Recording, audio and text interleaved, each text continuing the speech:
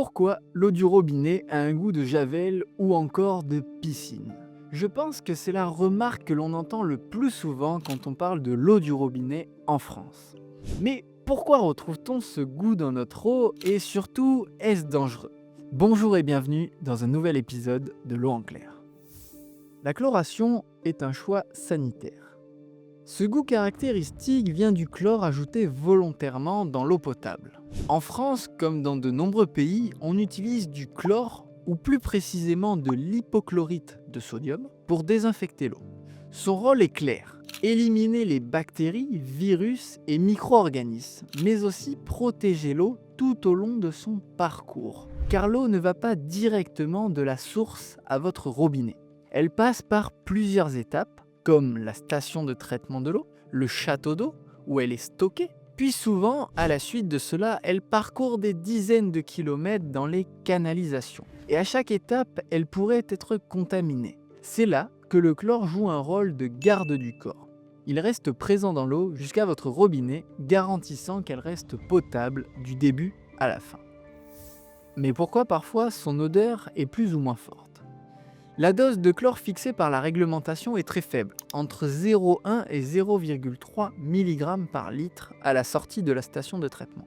Mais dans certaines situations, les opérateurs peuvent être amenés à augmenter temporairement la dose pour garantir la sécurité sanitaire. C'est le cas, par exemple, lors d'une opération de maintenance ou après un incident sur le réseau, mais également quand la température de l'eau est élevée en été, ce qui peut favoriser la prolifération de bactéries, ou encore dans les réseaux d'eau très étendus, et comme le chlore se dissipe progressivement, il est parfois injecté en plus grande quantité au départ afin de maintenir un niveau minimal de chlore en bout de parcours. Résultat, si vous habitez près de la station de distribution, vous pouvez percevoir un goût plus marqué que ceux qui sont raccordés à l'extrémité du réseau. Mais est-ce dangereux? Aux concentrations réglementaires utilisées dans l'eau potable, le chlore n'est pas considéré comme dangereux pour la santé, comme le rappelle le ministère de la Santé ou encore l'OMS. En revanche, lorsqu'il est présent en excès, bien au-delà des normes, il peut poser un problème. Goût et odeur désagréables, mais également irritation légère de la peau ou des muqueuses. Mais il existe encore un autre aspect beaucoup moins connu du grand public, ce que l'on appelle l'effet cocktail. C'est le phénomène par lequel le chlore peut réagir avec d'autres substances présentes dans l'eau, comme les nitrates ou certains composés organiques, pour former des sous-produits potentiellement plus nocifs, comme par exemple les trihallométhanes abrégés par THM dans les analyses d'eau. C'est un sujet encore très peu pris en compte, mais crucial pour comprendre les limites de la chloration de l'eau. Nous avons d'ailleurs consacré une vidéo complète à l'effet cocktail, vous pouvez retrouver le lien dans la description. Et là, je vous vois venir, vous allez me demander, mais comment réduire le chlore chez soi? Bonne nouvelle, si vous trouvez que le goût de chlore dans votre eau est trop marqué, il existe des solutions simples. La première, c'est de laisser reposer l'eau dans une carafe ouverte, au réfrigérateur ou à température ambiante. Le chlore dit libre, celui qui est volatile, va bien évidemment s'évaporer naturellement au bout de quelques heures.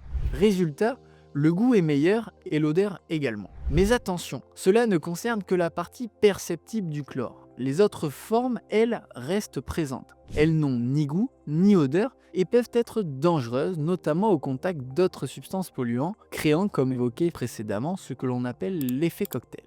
Donc attention, votre eau n'a certes plus le goût, mais ce n'est pas pour autant qu'elle est totalement débarrassée du chlore. La deuxième option, plus efficace, c'est le charbon actif. Véritable éponge microscopique, il capte non seulement le chlore libre, responsable du goût et de l'odeur, mais aussi une partie des sous-produits de la chloration. C'est une solution qui est intéressante pour obtenir une eau au goût plus neutre, tout en conservant globalement la sécurité sanitaire. Mais attention, il convient de préciser qu'éliminer totalement le chlore revient à supprimer le garde du corps de l'eau, ce qui peut créer un risque de contamination, notamment au niveau du filtre lui-même. En effet, si le charbon reste longtemps au contact de l'eau ou de l'air, comme dans une carafe, il peut devenir un milieu favorable au développement des bactéries. Ainsi, le charbon actif est efficace, mais il doit être utilisé avec précaution et selon des règles précises pour éviter le relargage des substances et ainsi faire pire que mieux en augmentant les bactéries et polluants présents dans l'eau. Enfin, pour éliminer quasiment tout le chlore et ses sous-produits, il faut passer à des systèmes plus performants, comme par exemple les osmoseurs ou les centrales de filtration qui offrent un niveau de purification encore supérieur. Et gardez en tête, si un jour le goût de chlore devient inhabituellement fort ou persistant, le bon réflexe est de contacter directement votre fournisseur d'eau pour vérifier qu'il n'y a pas eu un incident sur le réseau. Alors oui, parfois l'eau du robinet peut avoir ce goût de javel ou rappeler l'odeur d'une piscine. Mais plus de mystère pour vous, ce goût vient du chlore ajouté volontairement pour protéger l'eau contre les bactéries et garantir qu'elle reste potable jusqu'à votre robinet conformément aux normes sanitaires. Maintenant vous savez d'où ça vient et pourquoi ce goût n'est pas là par hasard. L'eau en clair de Conforeo, c'est déjà fini pour aujourd'hui. On se retrouve très prochainement pour un nouvel épisode. N'hésitez pas à vous abonner à la chaîne pour ne rater aucun épisode. En attendant, prenez soin de vous et prenez soin de votre eau. C'était Paul de Conforeo.